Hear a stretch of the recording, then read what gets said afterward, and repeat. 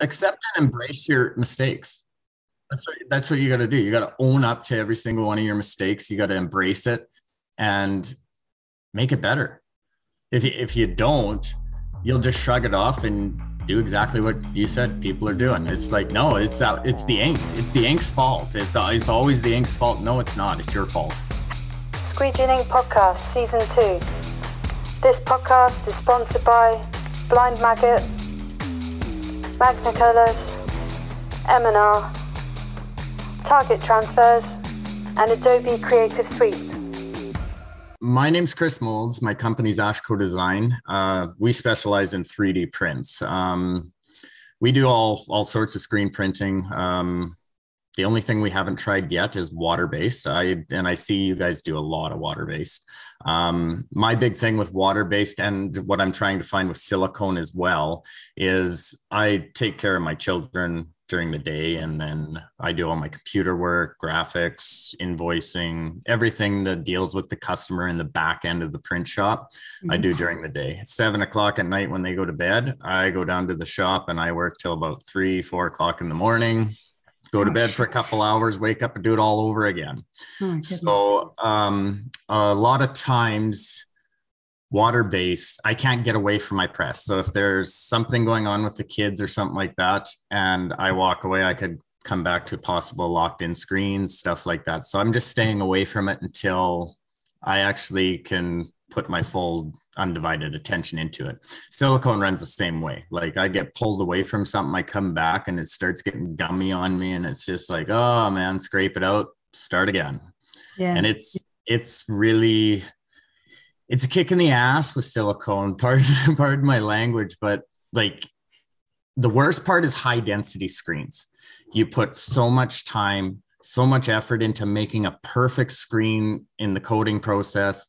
And then you have to worry about burning it. They don't always burn all the time properly. Like you end up washing out little details. You got to start again. It takes a week to dry a screen almost. But yeah. It depends what your humidity is like and how thick you are. But yeah, like to sit there and go into a silicone job and know that I got 6 hours, then this stuff is seizing up on me and I got to reclaim this high density screen. So it's a really hard pill to swallow doing high density with silicone, because of the fact is I cringe every time I got to wash out that screen and I can't reuse it. You're rough. Like a glutton for punishment because you advertise that you do it and you know you can do it. It's never going to be easy. Big glutton for punishment. I always bite off more than I can chew. And it's just like, if I look at a design and it's like, no, what's the point in doing a 1 color or 6 color stack? Let's do a 6 color stack. Let's just go in all the way and use every single head on the press and see what we can do. Yeah. And a lot of times I fail. Like I got the biggest Gildan box you can possibly get from a wholesaler is filled with misprints. Yeah. So like I make mistakes too. It's not that I can sit there and throw all this together and just sit there and keep printing awesome stuff all the time, never make a mistake or anything like that. I have my fair share of mistakes. And Can you explain to people who just have never really heard of high density? Because it's like when you come across it on Instagram, you're like, that looks fake, or that looks like high build vinyl or something. Can you explain to them what's the difference between like a high density print and something that they might know as like a puff print or something like that? High density, you can tell versus your puff, just due to the fact like puff will blow out. So once you stick that down on your base, that's the only place puff is not going to go. It's not going to go down. It's going to go out to the sides, up, all the way around. Where high density, it just stacks. So you get this nice crisp edge every single time. And that's one way of differentiating it. The other way is if you look really close to puff ink, you can see the blowing agent. you can see the ripples on the top of the puff print after you have got it to puff properly. There's all those little bubbles. Those are those capsules blowing up. That doesn't really happen in high density. You get more of a smooth line, and it all depends on how much blowing agent is in your high density, I guess, to boot too. But if it's mixed properly and it's a proper high density, it should just stack straight up, giving you a solid squared off line. The doming thing, that was a chore. That took me a long time to figure out. And I always seen posts on silicone printing, and they always had these Adidas posts and stuff, and it was all glossed over and it looked like a dome. And it's like, how are you doing this? How are you doing this? And then I find out from people that 95% of that stuff is photoshopped online, and that you can't do that with silicone. Like I've tried, I sat there with silicone and I keep stacking it up and it's got this hard edge and it's not doming over. And it's like, well, how are these people doing this? And it's like, it's probably photoshopped. And or a mold, like if you did a vacuum mold, but that's a whole new worm. That's a whole new set of products, and very, very expensive to get into, making plates and stuff. So I got to find a different solution. See, because like you've got like a couple of real standout pieces on your Instagram that are just crazy. Like, can you hopefully they'll go and have a look at it, but can you explain like how you came up with the idea and how you used your one that's like a Lego board, and it looks like you've actually put Lego pieces on it? It's insane. Oh, we're going to see something. This guy right here. Yes, this is crazy. This is done with a special blend of ink to be hard. I can't see it. You have to raise it up. There you go. I tried it with a standard high density that would be.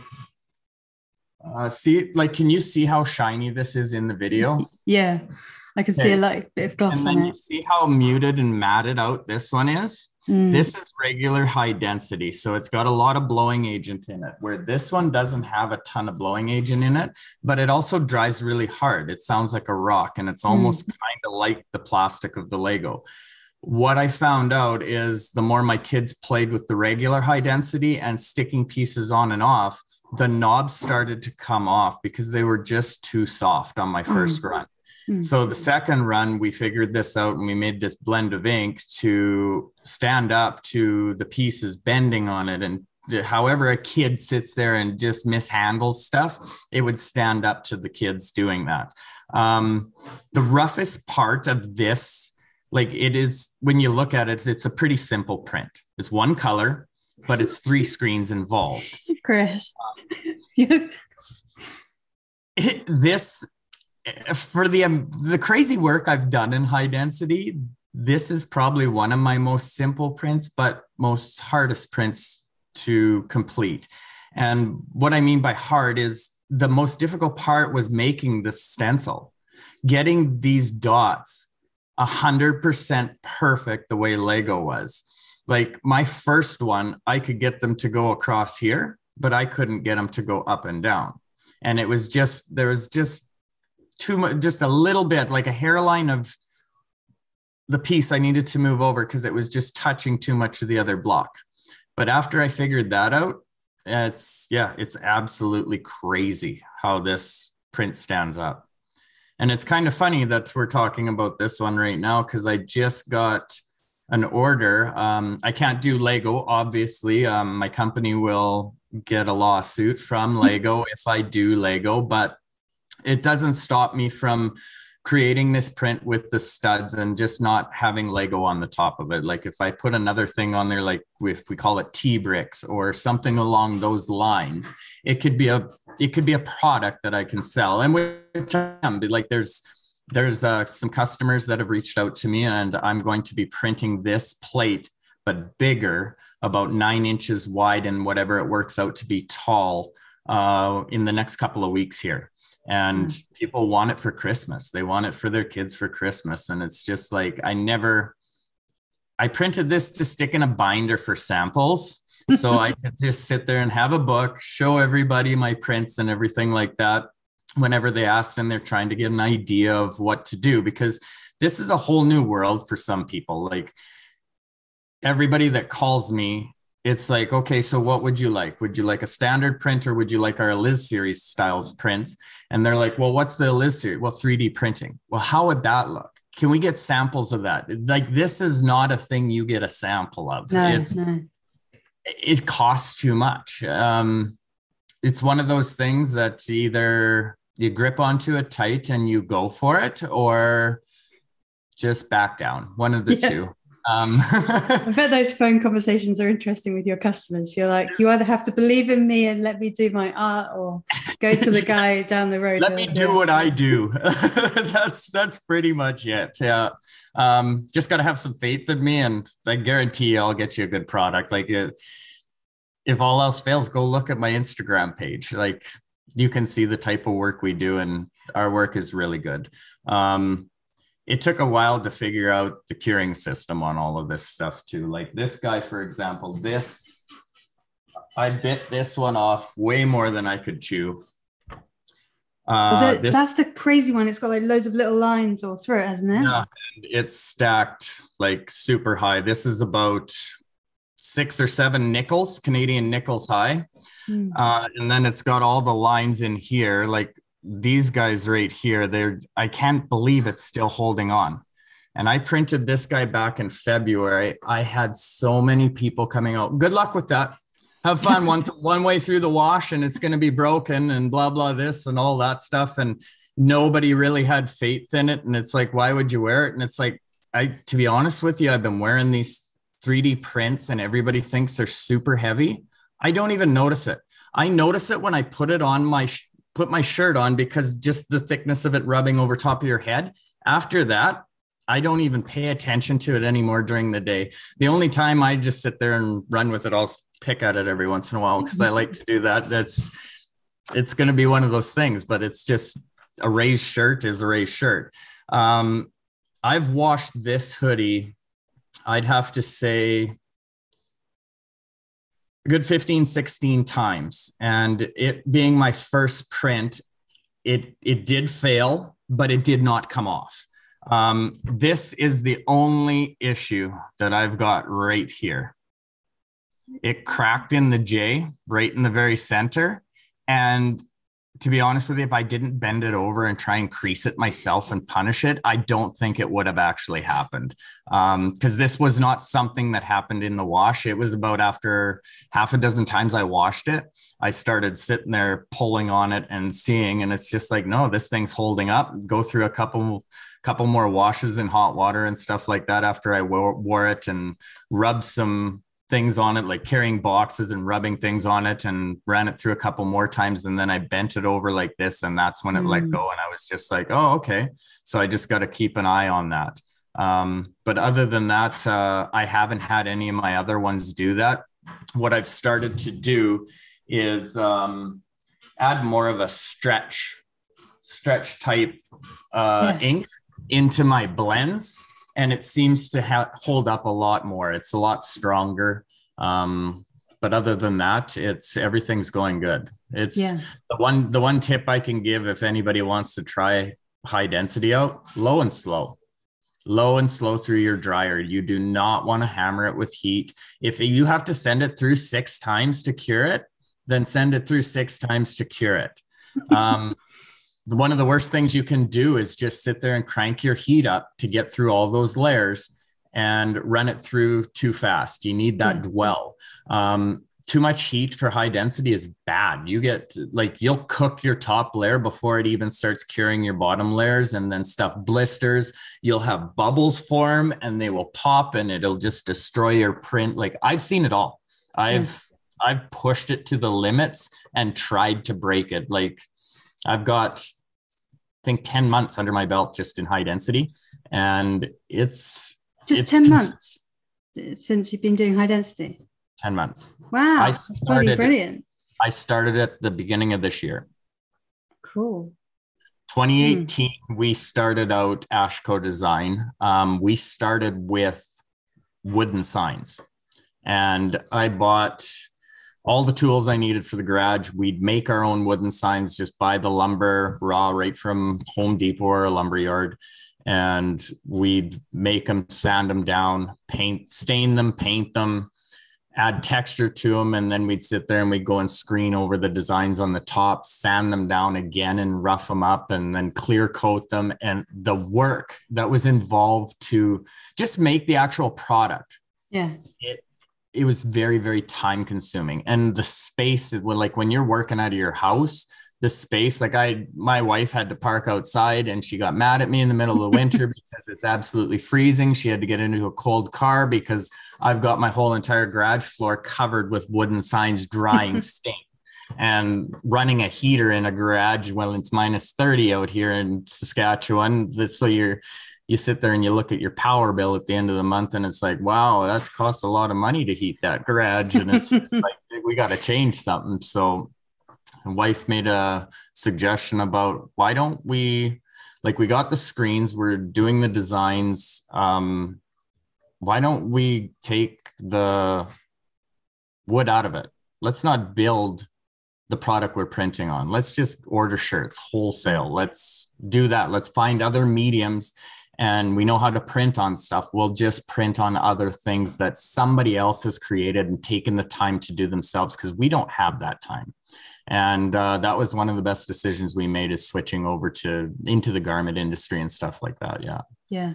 I think we had a similar thing. Like, we're basically 100% garments now, but we used to be super broad. We used to do, like, again, what you're saying, like signage. We used to do like high-end art prints, all weird and wacky shit. But it is much better to kind of, like, you've got your skill and refine it and find what is most profitable with your skill. So I think it sounds like it's working really well. And then you've niched in even more, doing something that loads of printers won't even attempt to try, because they can't really do it on autos and stuff, can they? Because you can do it to a degree, but you need, like, that told me you can do it on auto. Like Ray Smith, I talked to him quite a bit. They do a bunch of high density in their lab over at Avient, and they've done lots of stuff. Mark Sudonik, he's doing HD on auto as well. One of my mentors is Milos de Groot. He got me into high density. I've been following him on Instagram for a while, and I've always enjoyed his prints, and I could never find anybody that was doing high density. You can't find information on there. You can look through the web all you want, and nobody has instructional videos on it. No. And I always wondered why. And then I sat there and I watched, I think there's 3 or 4 main videos that Milos has, and it's just him printing. He's not explaining anything or how to do it or anything like that. Just him printing and then running it through the dryer. And I had to have watched those videos like 100 times, and just watching his technique and just paying attention to what he's doing. And then I thought, well, I'm going to start implementing that. The worst thing was making the screens. I never had any training on there, and it was the hardest thing. Like, I wasted a lot of emulsion. My darkroom floor has blobs of emulsion all over it. But to be honest with you, that was the first month. I'd get emulsion all over my frames, all over my stands, everything. And now that it's cleaned up, the last 8 months of doing screens after I nailed it down, I don't get drips anymore. It doesn't run anywhere. The only time I get emulsion anywhere is if I accidentally drop the bucket and it splits open. So it's come natural to me. I've done it so many times. It's just time consuming, very, very time consuming. I know it is.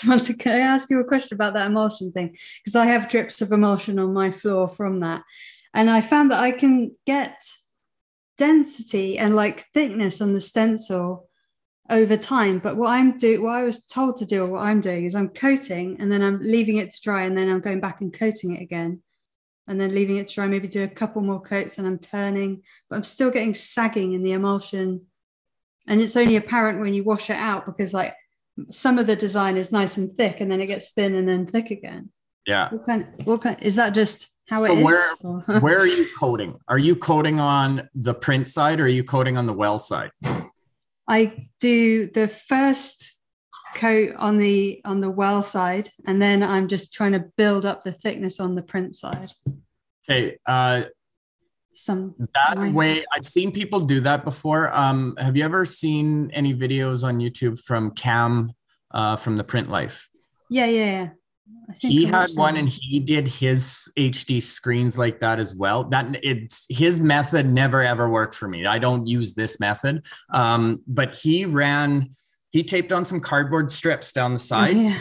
Then he built it up and had it dry. And then he put the cardboard strips on the side and then he'd run it up to get that thickness and leave it off and let it dry again. And then he'd put thicker cardboard strips and keep going. And however he built it up. And that's the method he ended up using.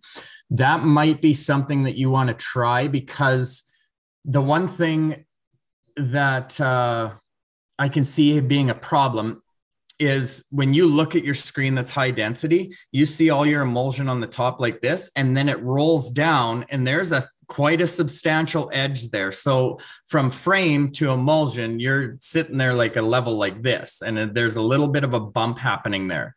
So now you're sitting there and you're trying to coat that side.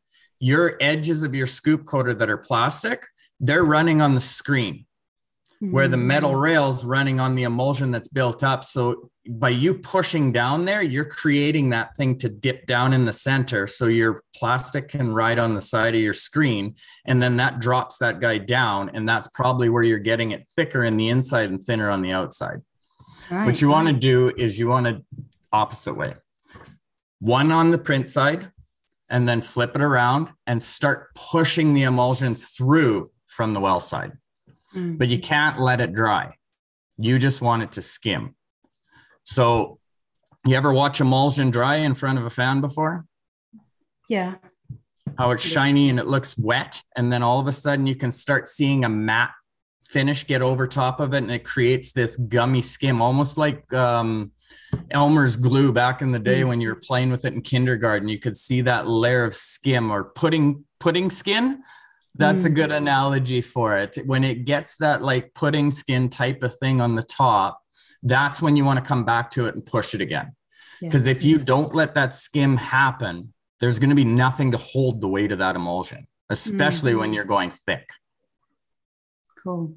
And then is there a certain extent where you won't go any thicker with your emulsion, and it's more about just depositing that amount of ink many times and then just lifting the off contact to build it? Is that? Yeah, you can take a 1-2 coated screen and take 8 hours if you want to and stack a print up that high. It's all on the method you want to do.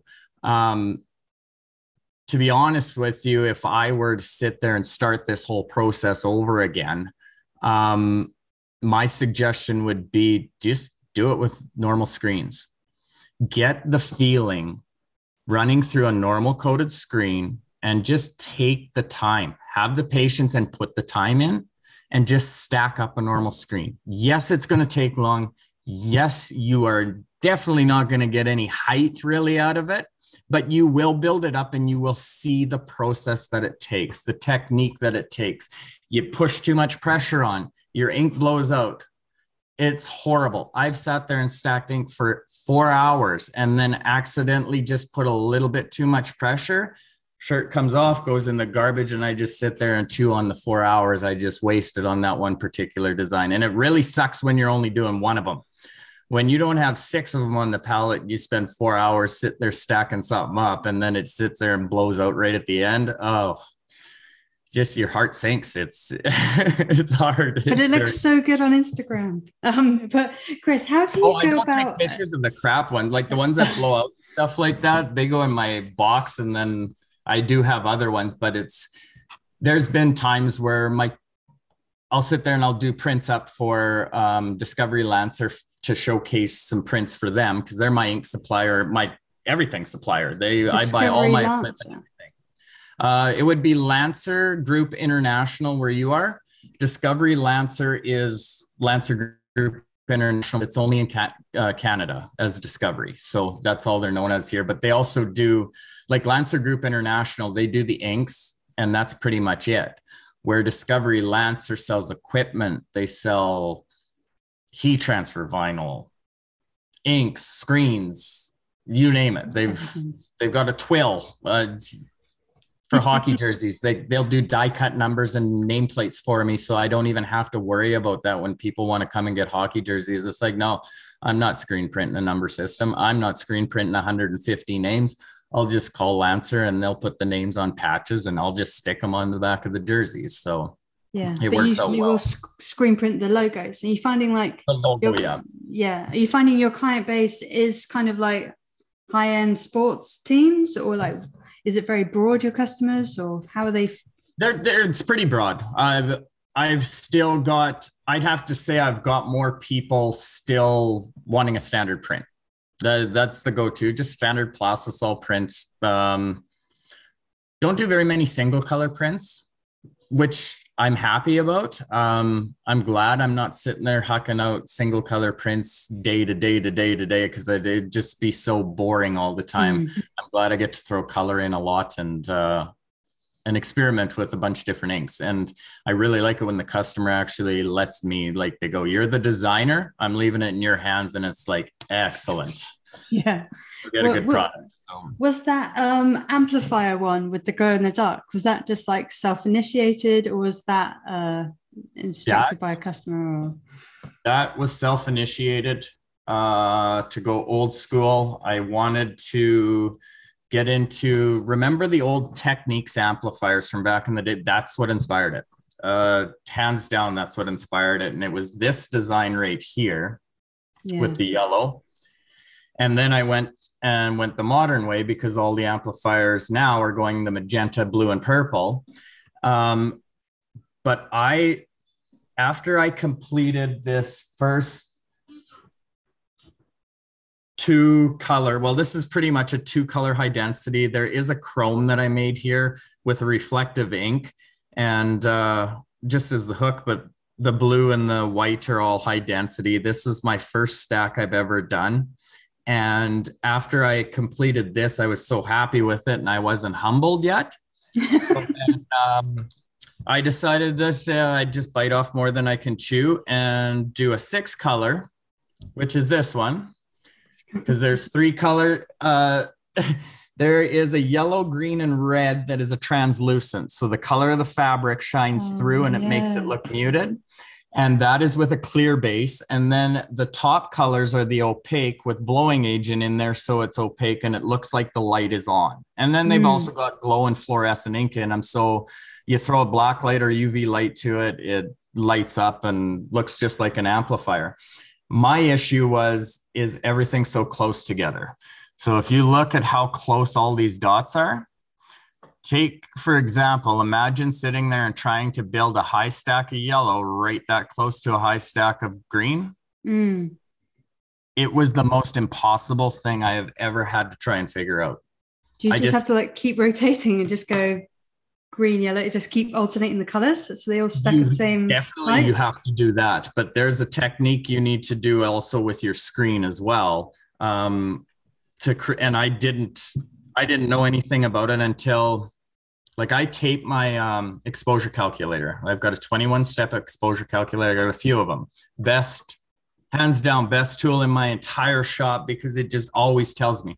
So I taped it onto my exposure unit. So every single frame I burn, doesn't matter if it's high density, standard ink, anything, it gets that exposure calculator burnt into the screen. What I noticed when I first started burning high density screens is there's something, and I don't know how they made that exposure calculator. And I tried to find out, I did research on it for a month, trying to figure out how they printed the different layers of black. So much light went through, because what I was getting is when I was washing out, I'd have the first like 5 numbers on a high density, totally clear. And then my number there. And then the next one was just about washed out.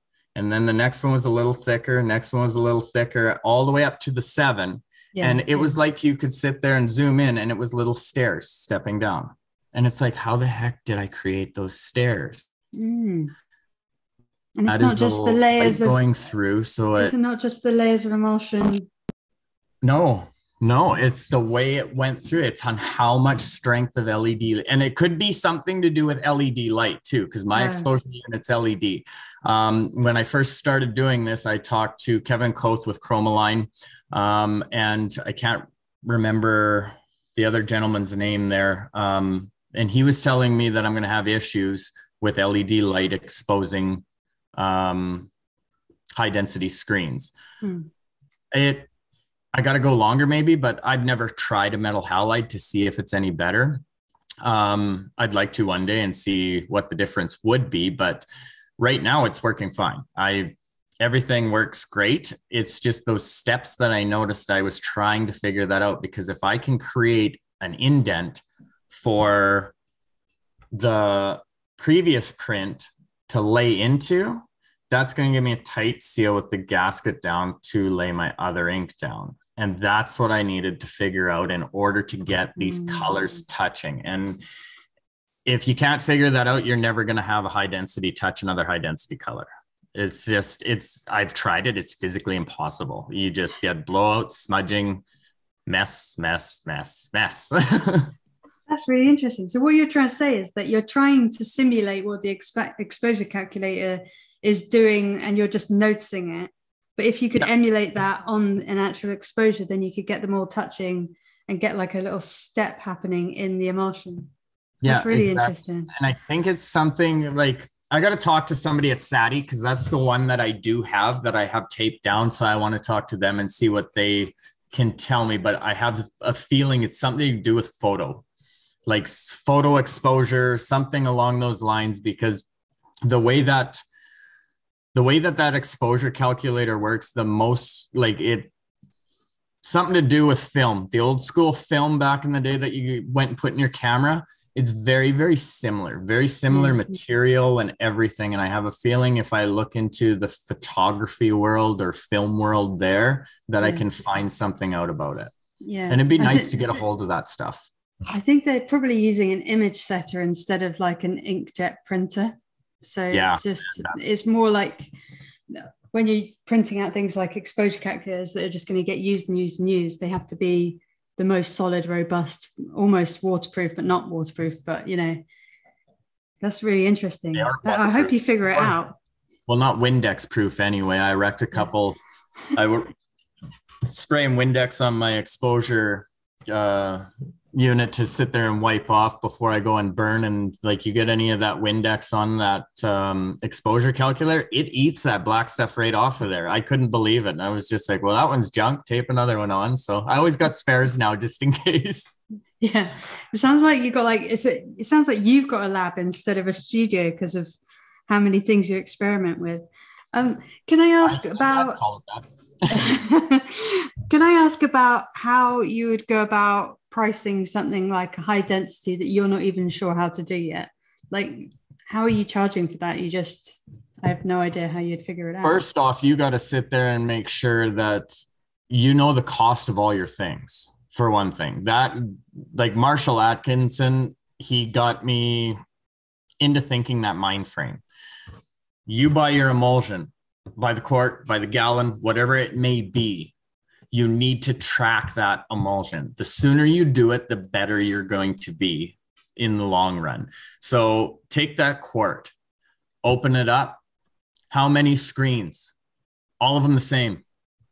Don't coat 1, 1, 1, 3, 1, 2, 1, 6, 1, 5, all of them the same. 1, 2 coats on everything for a whole entire quart of emulsion. How many did you get?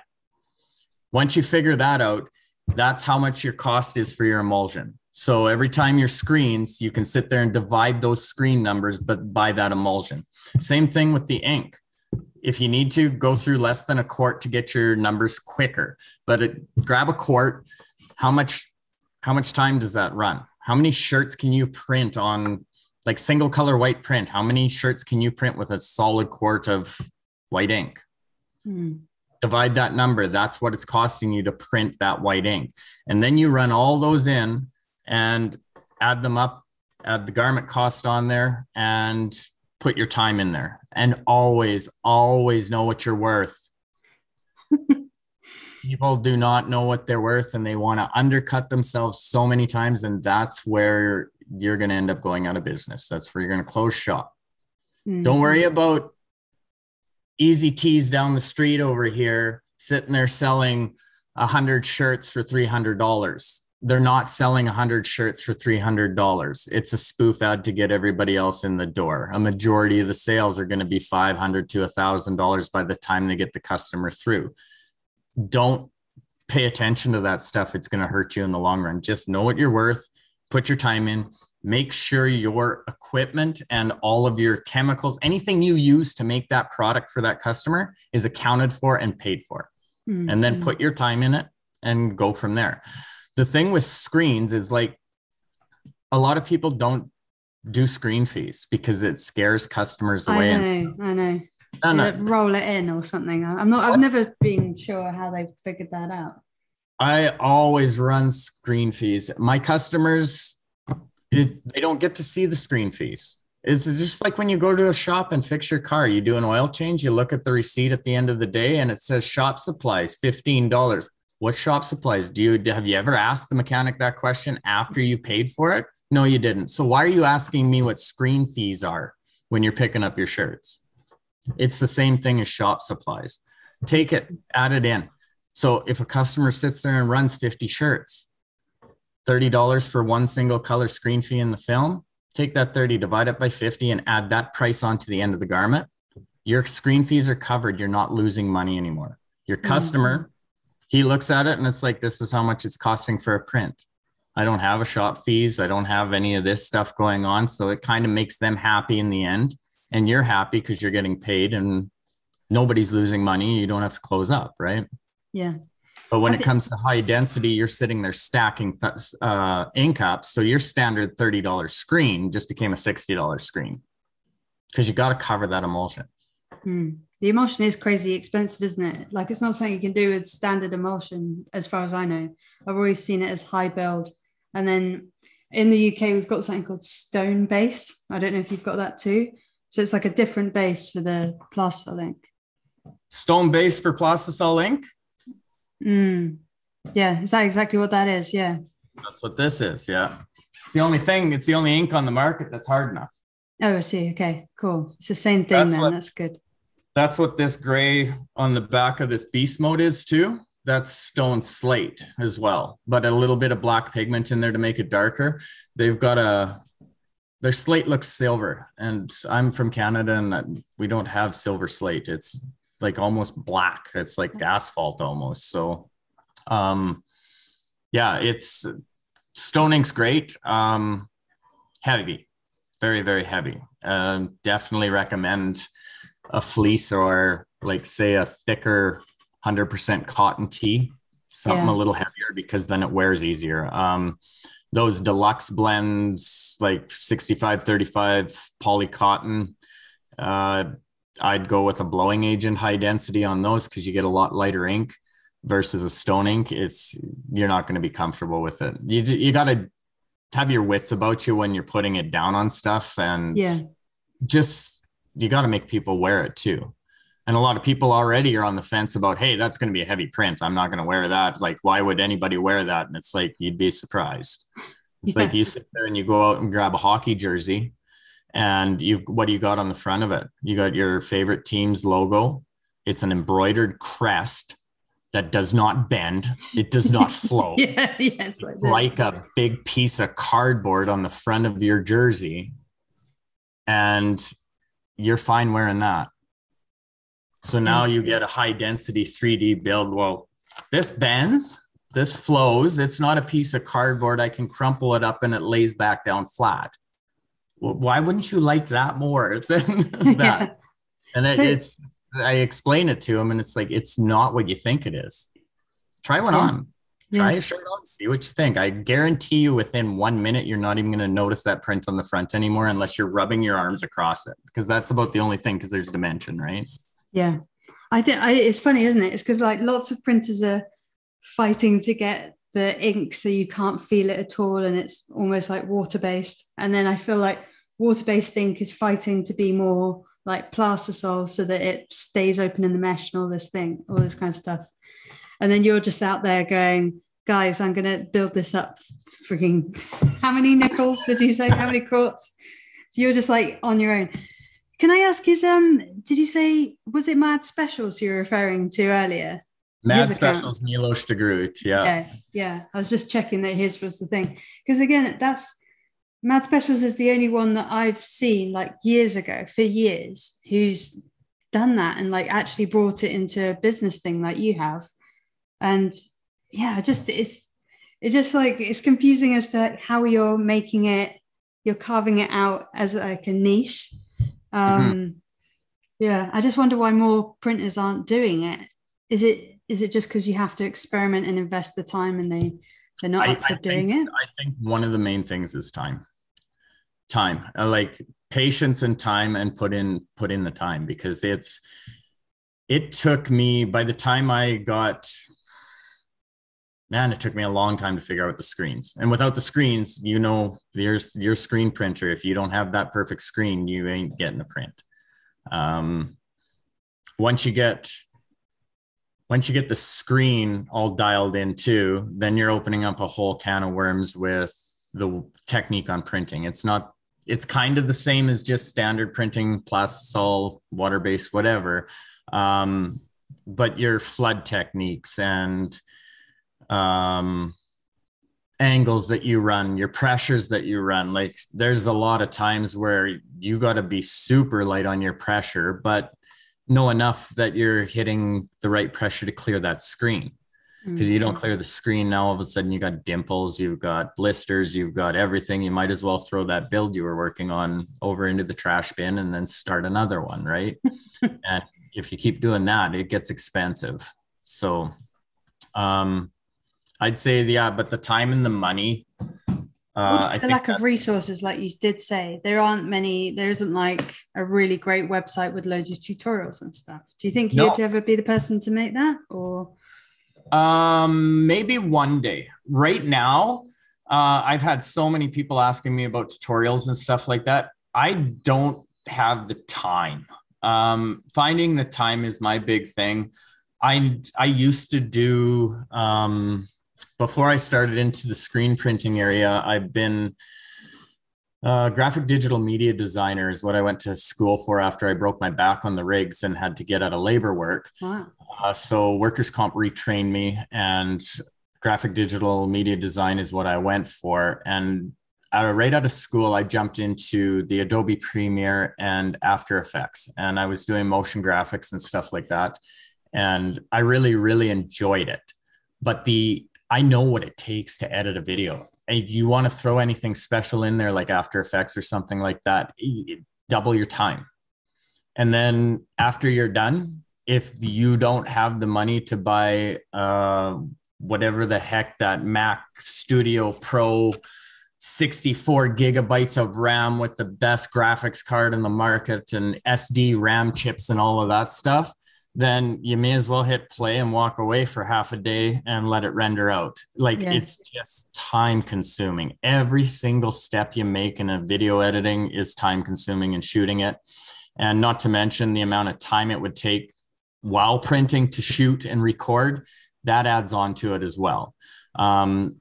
So it's just basically comes down to time. I know, but it's like, it shouldn't really be up to you. It should be up to the ink manufacturers who are making the specialty inks and emulsions. Like, even they don't seem to have put the effort in to show this market off and try and get more people into it to sell more of these inks. Just confuses me. That's one of the things we're doing for Lancer. That's like in February, January, my rep called me, and I had purchased, what was it? The year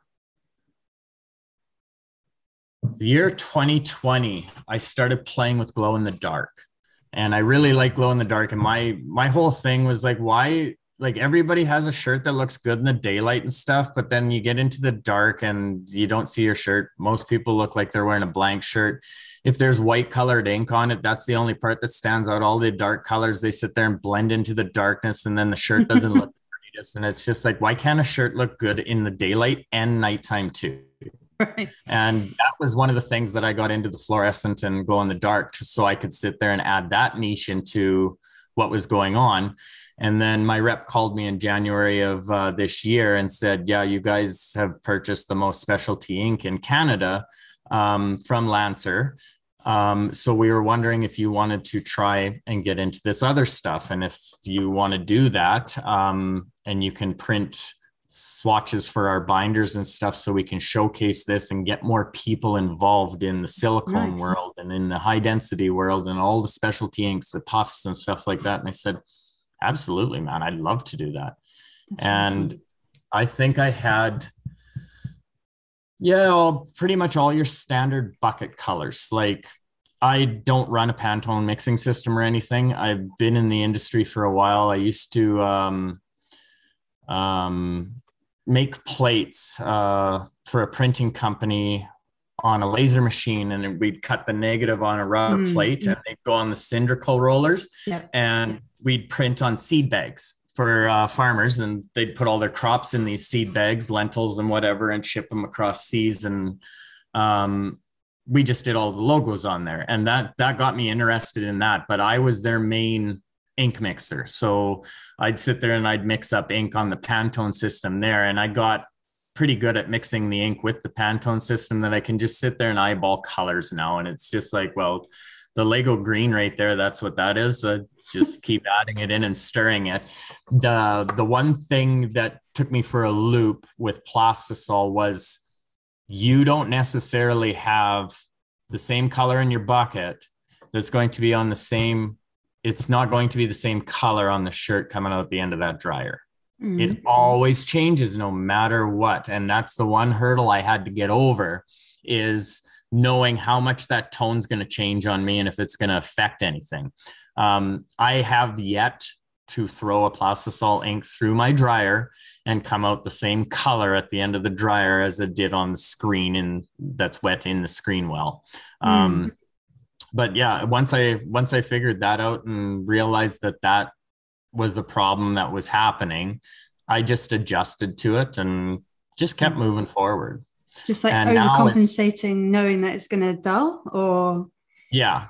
So brighten it up a little bit more, just maybe add another 0.5 of the pigment or something like along those lines. Just make sure that I don't have too much blowing agent in it. When you've got blowing agent in anything, it's going to change its tone and it's going to lighten it up. You throw like a clear base or a stretch additive or something along those lines that ends up curing nice and clear and glossy, that's going to darken it up.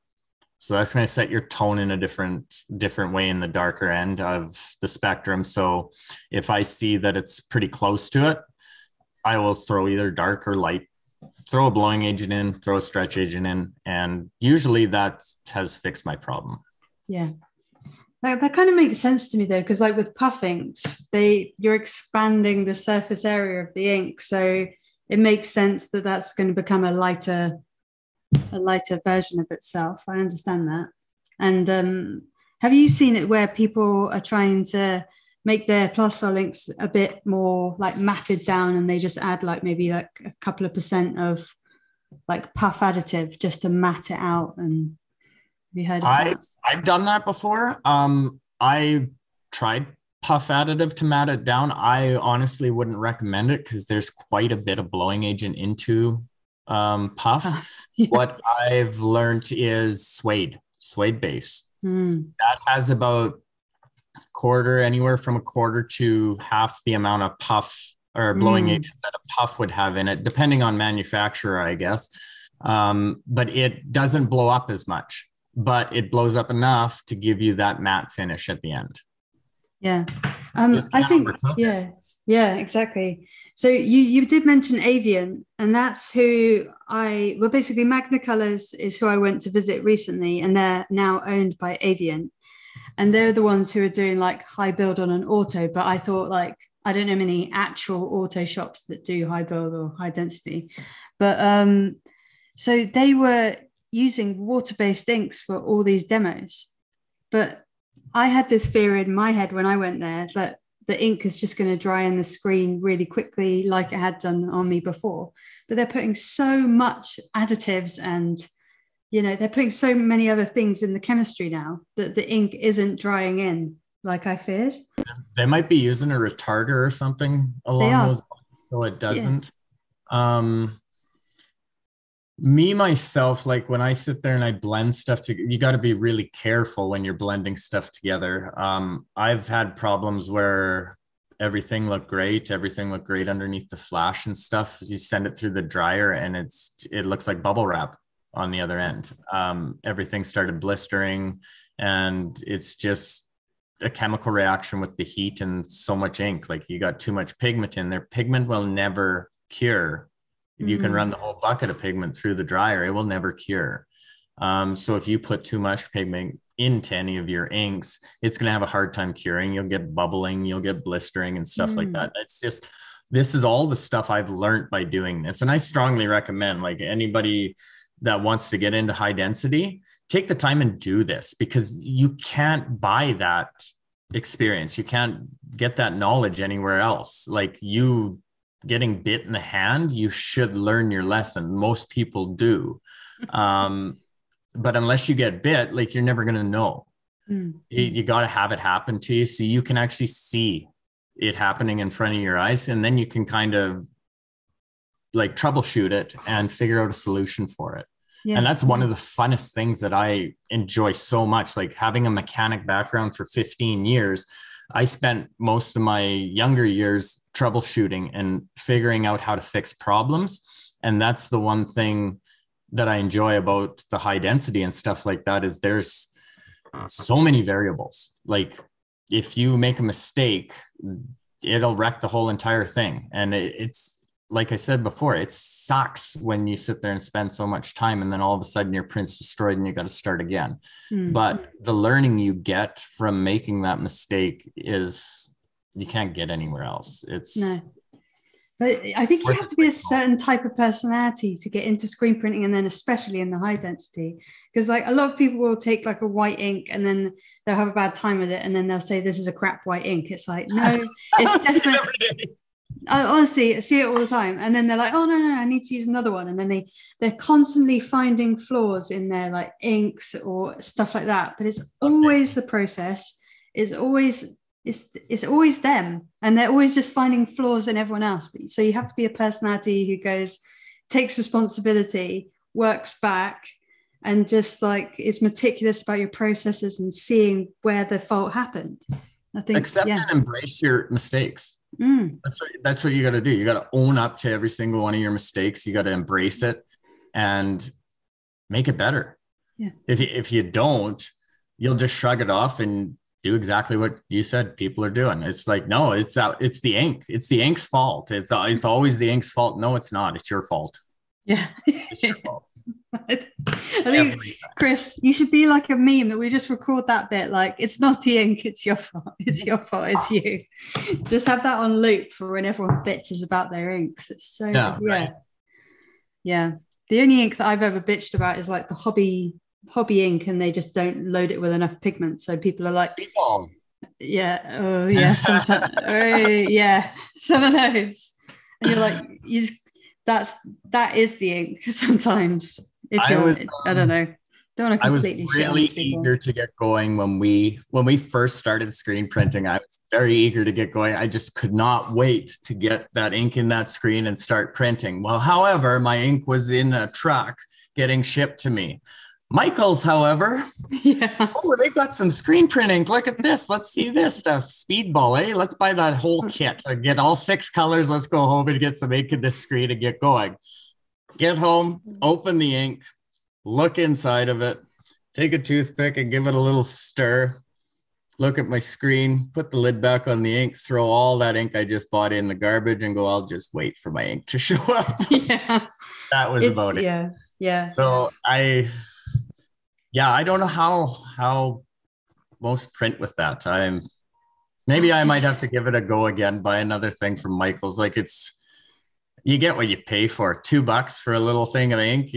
Come on, it's not going to work good. At that, you can actually say it's the ink's fault there. Yeah, I think. Yeah. So we can change the beam to yeah. Me.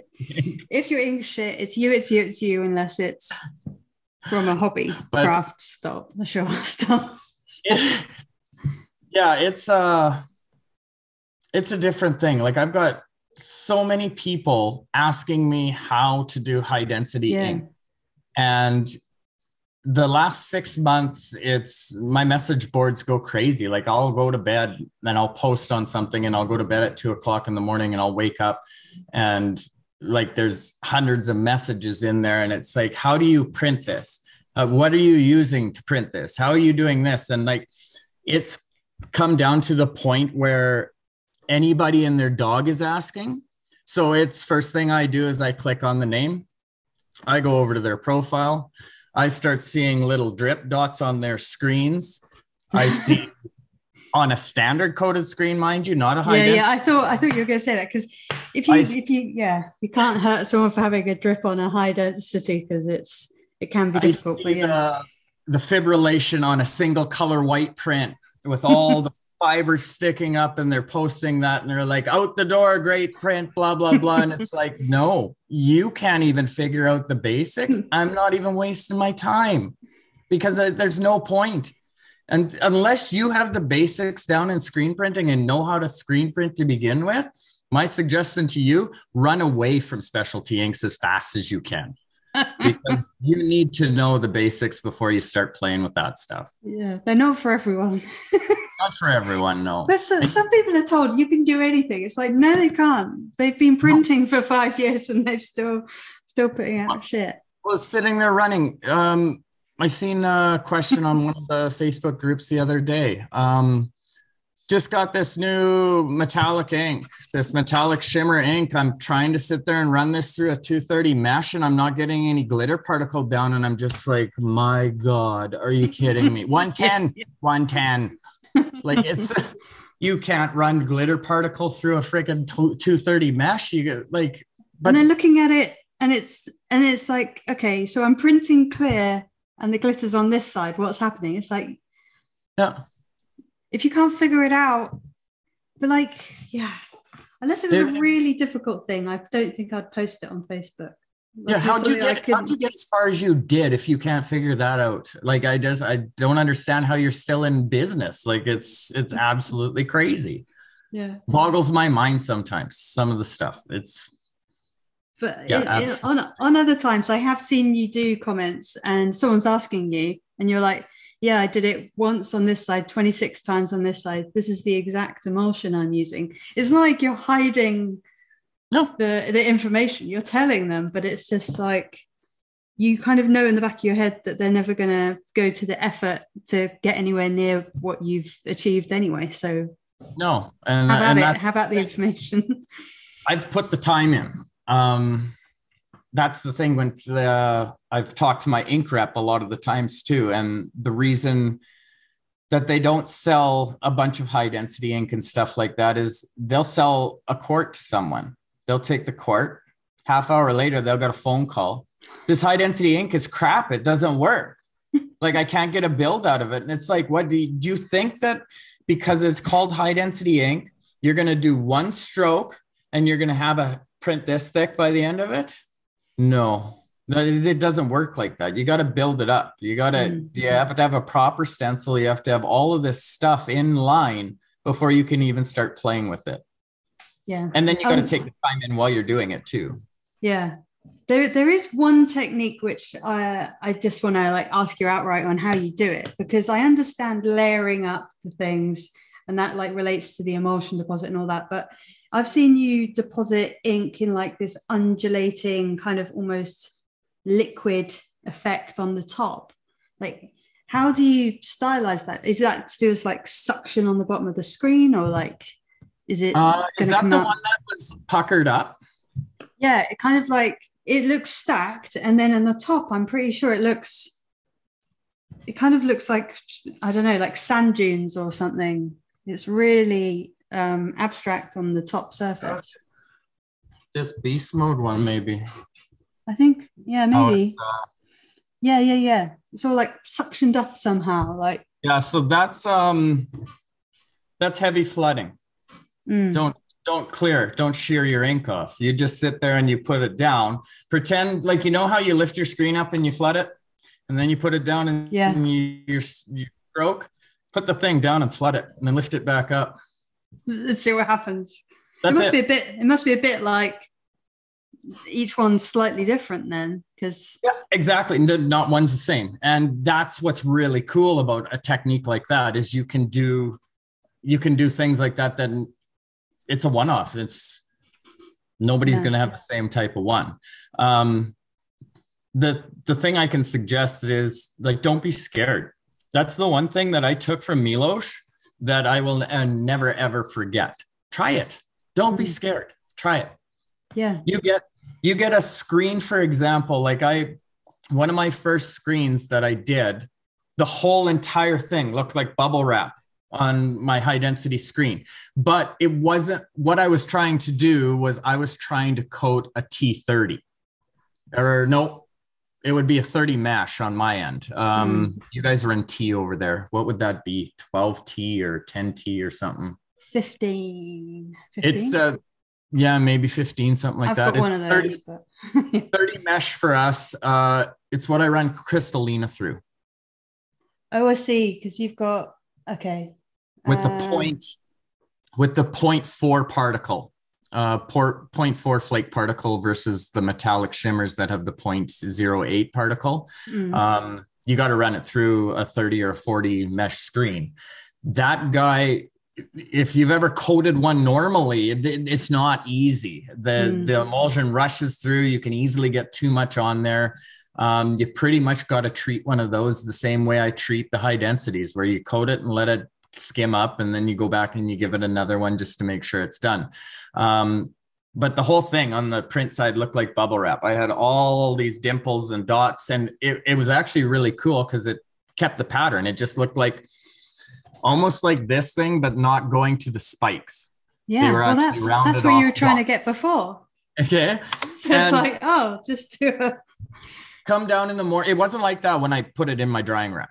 Went to bed, came down in the morning, and this is the way it was. Took a picture of it, and I was like, well, I guess this high density screen isn't working. And Milos come in and give me a comment, and he's like, burn it anyway. See what happens. And I was like, man, you told me don't be scared, just do it.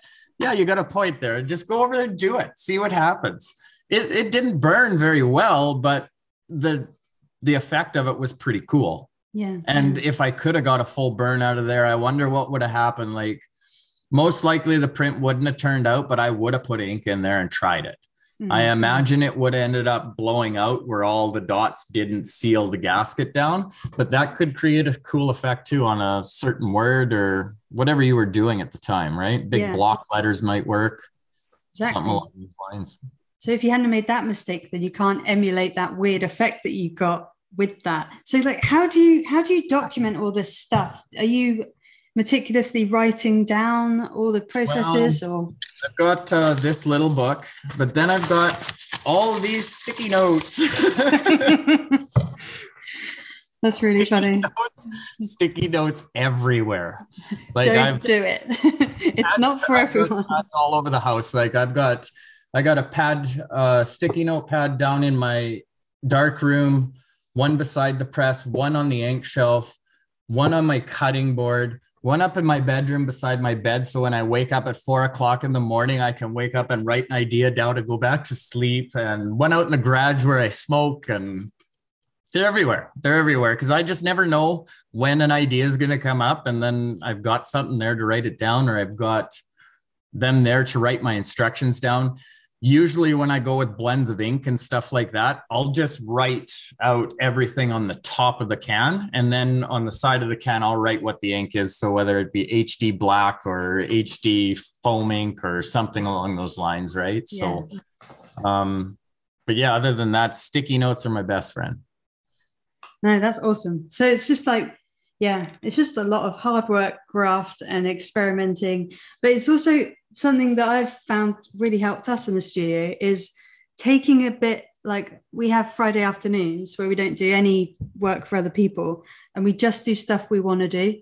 Like it might be something like messing around with puff or playing around with high density emulsions. That's normally me. Em's not interested in that. But if you're not having that experimental time, the customer isn't just going to walk in and say, I want a high density, and you're going to be able to just pull it off. That's why you've got like quite a few of your prints on your Instagram and on your gallery are just using, you know, AshCo Design as the basis of the print, right? So you're using yourself to develop it.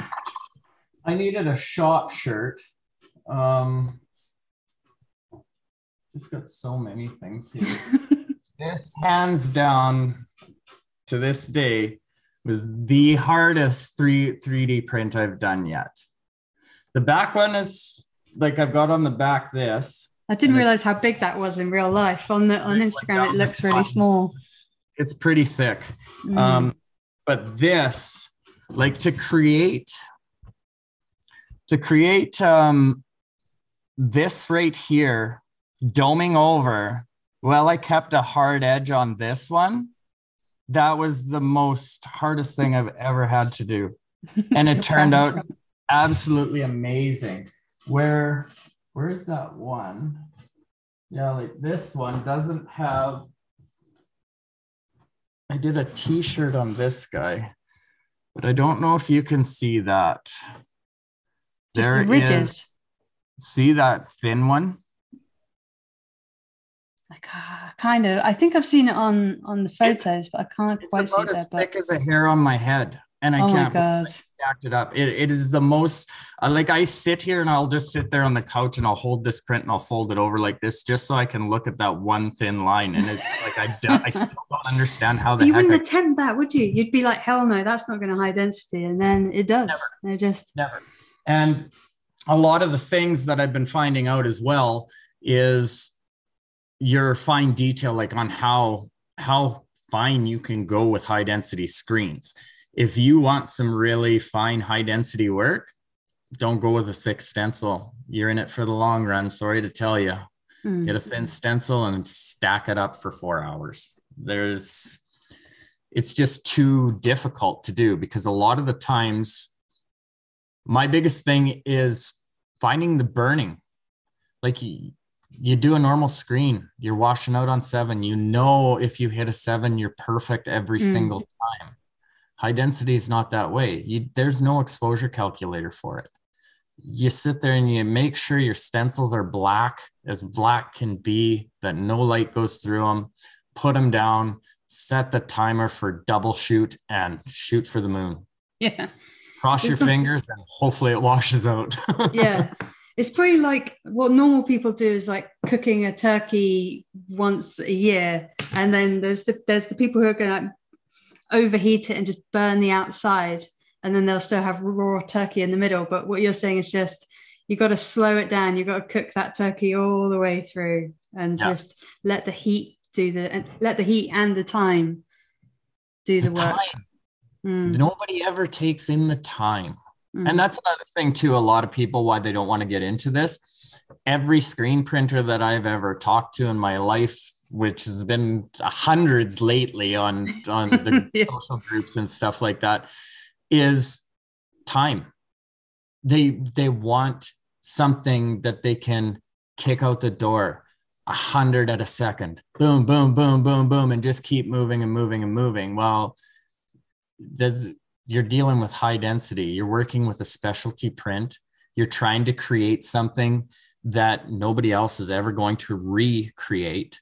Then that's another thing I love about high density, is every single thing I do, have fun getting that one. Like somebody sees that out in public, it's like, hey, can you print this for me? Heck no.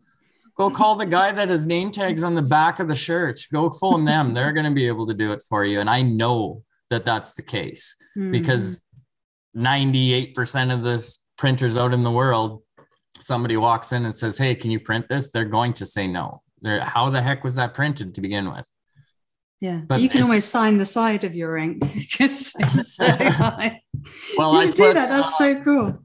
I got to throw in neck tags. Any high density t-shirt that I do for a customer and we sell, I have to put a neck tag in there because it needs to have washing instructions. If I don't put those washing instructions in there, then they will come back to me and expect me to pay for it. And it's one of those things, like, I myself like run every single neck tag that goes into a shirt, cold water wash, inside out, hang dry. That is going to make your print last the longest. I know for a fact that I can sit there and take this shirt off and throw it into my washing machine on the hottest setting possible, dry it on the hottest setting to shrink it and everything, and it will stand up. But that's my testing. Yeah. And it needs to stand up there for my name to go on it. And the only reason I tell them to take precautions is because then it'll last longer. Your hoodie will last longer too. Like, a lot of hoodies out there, you can sit there and once you've washed them for a whole entire year, every single week, the garment starts falling apart. All the fleece starts unwinding from it and stuff. I guarantee that the garment's going to fall apart before my print falls apart. Yeah. But No, it's true. if you can get it through a year of customers beating the crap out of it and wearing it, that's the best you can ask for. That's what anybody can ask for. You're not sitting there shooting for a 20-year shirt or something like that. It's unheard of. You're lucky if you get 2 years out of a shirt for the amount that people wear them and the way they wear them, the way they take care of them, and all of the above in there, right? Yeah. It is one of the most satisfying things to have a return customer come up. Now they can't really come up to the door, but they can come up to the door and they're still wearing the shirt you printed them years ago. It's normally tradespeople or something, and the only reason they're getting new shirts is because they're like covered in holes, but you can still see your print is good, and you're like, yes, that's exactly, that's the best feeling. Thank you so much, Chris. This is awesome. I love walking down the street and just some stranger, never met the person, don't know him from Adam, walking up to you and wearing your shirt and doesn't even know that you're the one that printed that shirt. And it's just the feeling of seeing other people wearing your clothes out in public is nothing beats that. I absolutely love that. No, yeah, me too. I really appreciate all this time you've given us and all this information. You've inspired me to go back to my high density and make it better. And not that I quit, but I think it's just playing around at this point, me messing about. But I'll try not to ask too many silly questions if I do have to. But critique anything I put out. Hit me up anytime. I've got, actually, that's what I got to do right after this podcast is go and start reclaiming screens so I can start doing some more high densities. I've only got 2 left. Peel that off. You just like grip it and peel it, don't you, when it's that thick?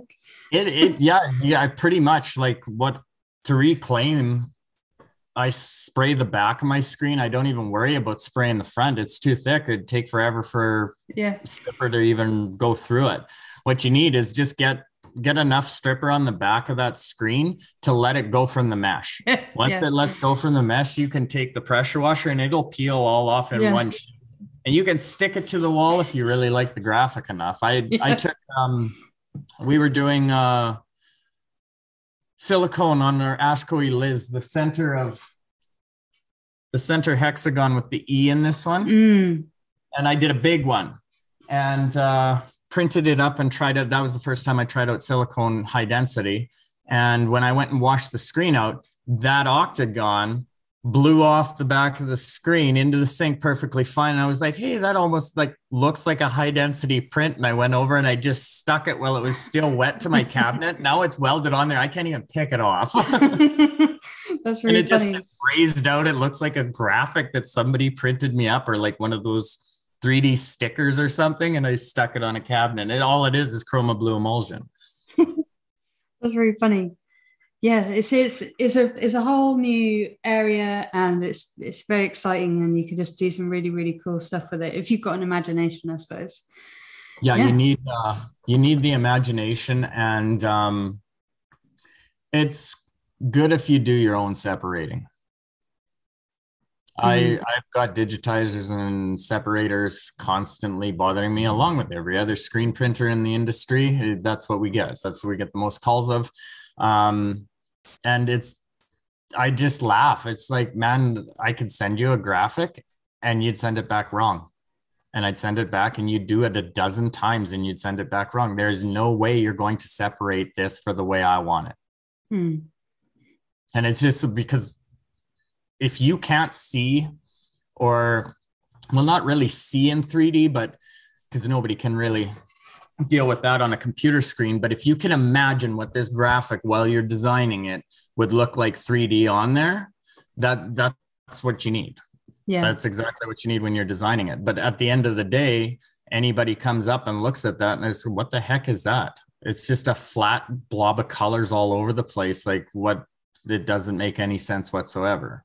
Yeah. It's like, no, look at it in a 3D perspective. And then it starts coming together. Yeah, that's really cool. I can't wait to see what you come up with now. I thought I think, in my opinion, of your stuff so far that I've seen, I think the amplifier is my favorite because it's so much like the real world, how you actually see like all the colors jump up and down. And I can see like you put the effort in with the background kind of like LED lights not being on. I thought that's my favorite one so far. I'm sure you'll come up with something next week that's actually I've got a good one coming down the pipe right now. I'm gonna try and screen print a snowmobile track. And that's gonna this one was one of my favorites. The Atari controller. I haven't seen the Atari controller. You haven't seen this one? Oh wait. This has got a raised button. And then it's got the ribbing on the actual controller. My light is really... Oh, sorry, I can see it now. Oh, you mean like the joystick thing? The joystick Atari controller, yeah. So this print, what I did is this is a double print. So I printed all the shirts with the main Atari logo on it first, standard ink, and then took them off, ran them... They never got the dryer to them. They were just flashed to the point where I could stack them on top of each other and the ink wouldn't transfer onto the back of the next shirt. Mm-hmm. And then I loaded them back up on press and printed the controller over the top of it. And that was the same thing I did with this. This one was, this is that SRT glow in the dark gauges with the tire marks on it. Right. I don't know if you've seen that one. That was a 10 color job on a 6 color press. Is that something you just like petitioned the screen like and did half and half, or did you take them off and then put them on again? On two print styles, just like the Adidas, where I used 6 colors on the first print and then took them off, and then I lined them back up with the laser back onto the press and did another 4 colors on top of that, or whatever the heck it ended up being. And then this one. This, I'd have to say to this day, this is one of my favorites. Nintendo, yeah. And this is the one I did on fleece, and it's hands down one of the thickest prints I've ever done. That one's hilarious. Is that the one your child asked for? Yeah, they got, they didn't get, oh, did I get one of those ones? I don't think I have one of those ones out here. They didn't get it as thick. Theirs was, I didn't build it up as much, but there was also on t-shirts. So yeah, it was just not stable enough maybe. Were you like surprised? You're like, okay, I've got there. And then you just went, let's just see how far I can do this. And you're like, yeah. Shit, it just keeps going. A lot of times I try and break it. And then it's just my plan. It's just, no, keep going and see how you do. This guy got up to 10 hits and I had to stop. I did 15 and I wrecked one of them. The little R that I had stacked up in the center of the circle, what ended up happening is when it went through the dryer, by the time the bottom was cured, because I started seeing the matte color still at the bottom and it was shiny up at the top. So I knew it wasn't cured all the way through, and I ran it through the dryer again. And that circle fell in on top of the R, and it just ended up looking like a dot at the end of the day because it started melting too much of the top and making it collapse. And I was just like, okay, I guess 15, I can't go. Yeah. Maybe that's one more way to get these domes. Just have like loads of tubes and hope they collapse in on themselves or something. Yeah, that might be it too. Yeah. I kind of want to solve your dome problem for you just because, anyway, you never know. You'll probably get it next week and show us all on Instagram and stuff. Yeah, I better let you get to it because you still got lots of hours in your day for printing and. Yeah, we're just at lunchtime right now. You guys are end of your day, eh? Yeah, it's dark here now. Yeah, really appreciate your time. Anytime. Thank you very much for having me.